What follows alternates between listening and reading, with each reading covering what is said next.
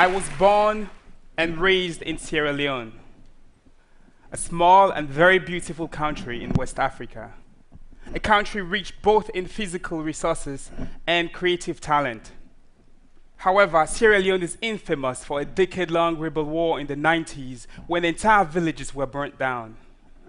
An estimated 8,000 men, women, and children had their arms and legs amputated during this time.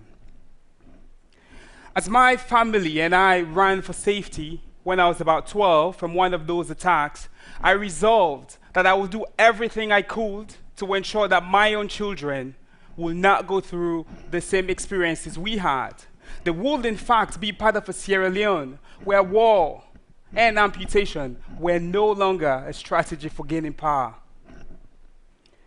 As I watched people who I knew, loved ones, recover from this devastation, one thing that deeply troubled me was that many of the amputees in the country will not use their prosthesis. The reason I'll come to find out was that their prosthetic sockets were painful because they did not fit well. The prosthetic socket is the part in which the amputee inserts their residual limb and which connects to the prosthetic ankle. Even in the developed world, it takes a period of 3 weeks to often years for a patient to get a comfortable socket, if ever. Prosthetists still use conventional processes like molding and casting to create single material prosthetic sockets. Such sockets often leave intolerable amounts of pressures on the limbs of the patient, leaving them with pressure sores and blisters. It does not matter how powerful your prosthetic ankle is. If your prosthetic socket is uncomfortable, you will not use your leg, and that is just simply unacceptable in our age. So indeed, when I met Professor Huher about 2.5 years ago, and he asked me if I knew how to solve this problem, I said no, not yet. But I would love to figure it out. And so for my PhD at the MIT Media Lab, I designed custom prosthetic sockets quickly and cheaply that are more comfortable than conventional prostheses.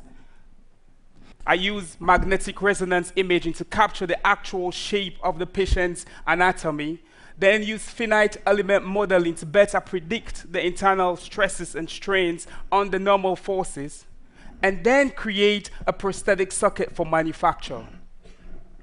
We use a 3D printer to create a multi-material prosthetic socket which relieves pressure where needed on the anatomy of the patient. In short, we're using data to make novel sockets quickly and cheaply. In a recent trial we just wrapped up at the Media Lab, one of our patients, a US veteran who's been an amputee for about 20 years and won dozens of legs, said of one of our printed parts, "It's so soft, it's like walking on pillows, and it's effing sexy." Disability in our age should not prevent anyone from living meaningful lives. My hope and desire is that the tools and processes we develop in our research group can be used to bring highly functional prostheses to those who need them. For me, a place to begin healing the souls of those affected by war and disease is by creating comfortable and affordable interfaces for their bodies. Whether it's in Sierra Leone or in Boston, I hope this not only restores, but indeed transforms their sense of human potential. Thank you very much.